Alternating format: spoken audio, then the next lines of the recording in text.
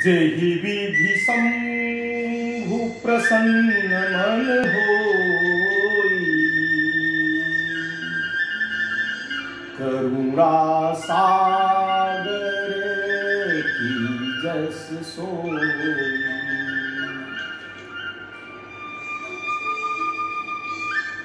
प्रणाम।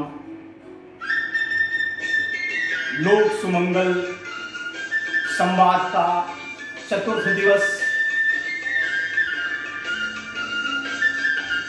हम सब मिशनशील को आगे बढ़ाते हुए निरंतर मनुष्य बनने के लिए जिन गुणों की आवश्यकता है चरित्र निर्माण में, उन गुणों की चर्चा निरंतर एक एक दिन करके कर रहे हैं। धर्मशील, ज्ञानशील, अध्ययनशील, क्रियाशील, श्रमशील, बलशील की चर्चा हो चुकी है। तो आज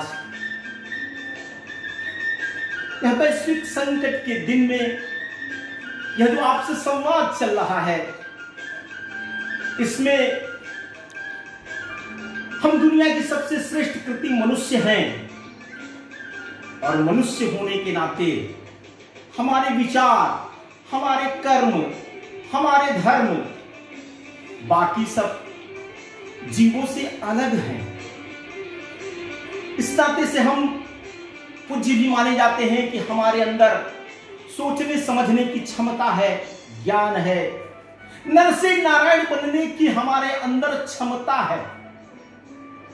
और नर से नारायण व्यक्ति कब बनता है? जब उसके अंदर शील आता है। मनुष्य जब शीलवान बनता है वह नर से नारायण बनने की तरफ अग्रसर होता है, नर से नारायण बनता है।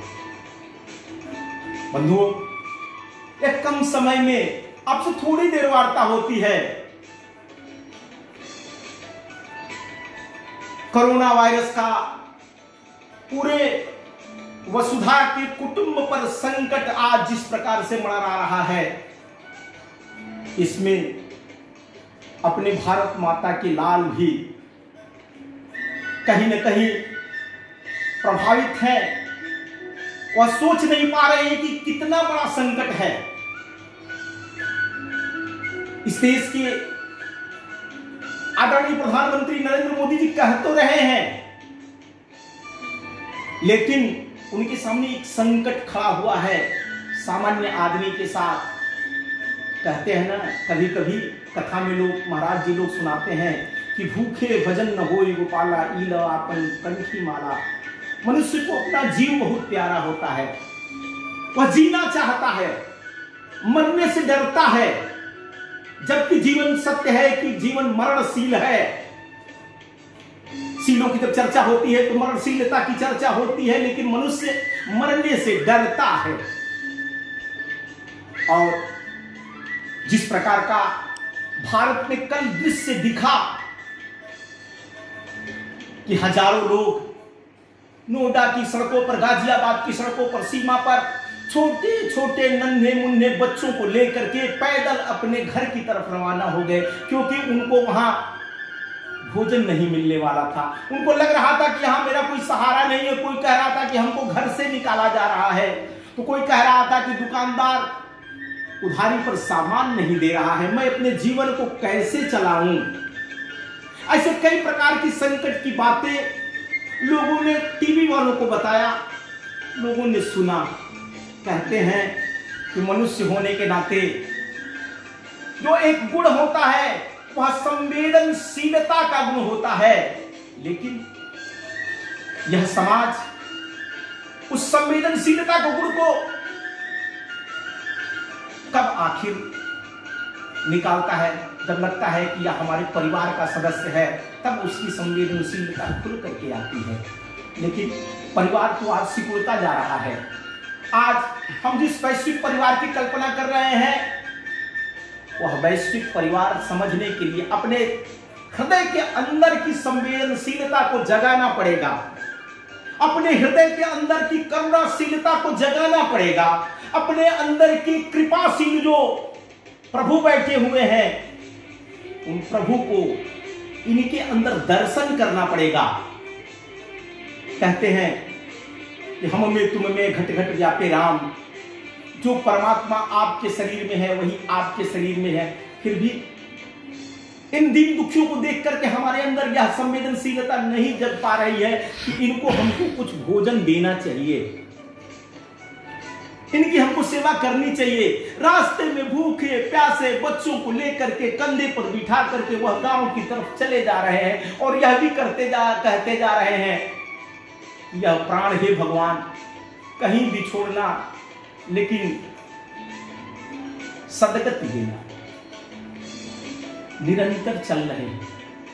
बहुत दिनों बाद हमने देखा कि आज के युग के लोग इतने पैदल चलने का साहस कर रहे हैं, निरंतर आगे बढ़ रहे हैं। कोरोना से लड़ने का उनके मन में संकल्प है कि नहीं, इनको पराजित करके मैं अपने गांव को पहुंच जाऊंगा, अपने गांव को सुरक्षित रखूंगा, इस मानवता को सुरक्षित रखने के लिए वहां पहुंच करके कुछ काम करूंगा। तो इस चरित्र निर्माण की साधना में हमको अपने अंदर की संवेदनशीलता को जगाना है। हम संवेदनशील बने, जीवों की सेवा में अपना जीवन लगावें। कुछ ऐसे संकट के काल में क्या हमारे अंदर वह करुणा क्यों नहीं जगती है जो अपने बाल बच्चों माता पिता के लिए जगती है? आखिर यह हमारे ही परिवार के, बड़े परिवार के सदस्य हैं और इस संकट की घड़ी में हम इनका साथ दे, इनके साथ कदम से कदम मिला करके चले। कहा जाता है, एक हमारे गुवाहाटी के डॉक्टर संजय द्विवेदी जी ने आज एक बहुत ही मार्मिक संस्मरण भेजा है। द्वितीय विश्व युद्ध का समय था, जर्मनी के बम वर्षक विमान बमों को बरसा रहे थे। लंदन में दूध की कमी थी, दूध के लिए लंबी लाइन लगी हुई थी। दूध वितरण करने वाला उस लंबी लाइन में घोषणा करता है कि आज का दूध समाप्त हो गया है, अब फिर कल आइएगा। उस लाइन में एक आगे खड़ा हुआ व्यक्ति पीछे मुड़कर देख रहा है। एक माँ अपने बच्चे को गोद में लिए हुए दूध की लाइन में खड़ी है, वह हट जाता है और कहती है कि आप दूध ले लीजिए, क्योंकि आपकी गोद में लंदन का भविष्य है और इसको बचना चाहिए।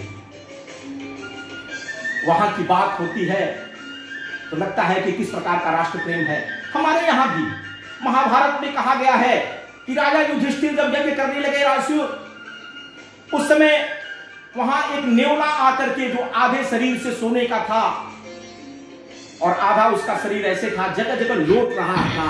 उससे जब पूछा गया तो उसने कहा कि मैं एक ब्राह्मण छोटा सा यज्ञ किया था, उस यज्ञ में लौटा था तो मेरा शरीर आधा सोने का हो गया था। मैं सोच रहा हूं कि महाराज युधिष्ठिर यज्ञ किए हुए हैं और इस यज्ञ में इतना दान पुण्य हुआ है कि यहां मैं लूटूंगा तो शायद मेरा शरीर पूरा सोने का हो जाए। उस ब्राह्मण के उस दान के बारे में, उस यज्ञ के बारे में आपको कथा मालूम है कि वह ब्राह्मण 7 दिन से भूखा था। किसी दिन अन्न पाया, ले आकर के रोटी बना करके जब रखा, उस समय एक भूखा याचक आ गया। उसने उस याचक को अपना हिस्सा दिया, पत्नी का हिस्सा दिया, बच्चे का हिस्सा दिया, बहू का हिस्सा दिया। उसके बाद अपनी जीवन लीला को समाप्त कर लिया पूरे परिवार ने। वह यज्ञ इस सृष्टि का सबसे बड़ा दान माना गया, सबसे बड़ा यज्ञ माना गया। इस नाते से अपने पास जितना भी कुछ है उसी में से कुछ इन गरीब लोगों के प्रति हम निकालें। या आज कोरोना का जो संकट खड़ा हुआ है, इसको हमको पराजित करना है। इसमें 2 कदम आगे बढ़ करके अपनी करुणाशीलता दिखाते हुए, अपनी संवेदनशीलता दिखाते हुए, अपनी कृपाशीलता दिखाते हुए इस समाज को संभालना है, वैश्विक समाज को बचाना है। सर्वे भवन्तु सुखिनः, सर्वे सन्तु निरामया, सर्वे भद्राणि पश्यन्तु मा कश्चित् दुर्भाग् भवेत् की साधना को आगे बढ़ाना है। आपको सादर प्रणाम। आप इस यज्ञ में अपनी आहुति डालें।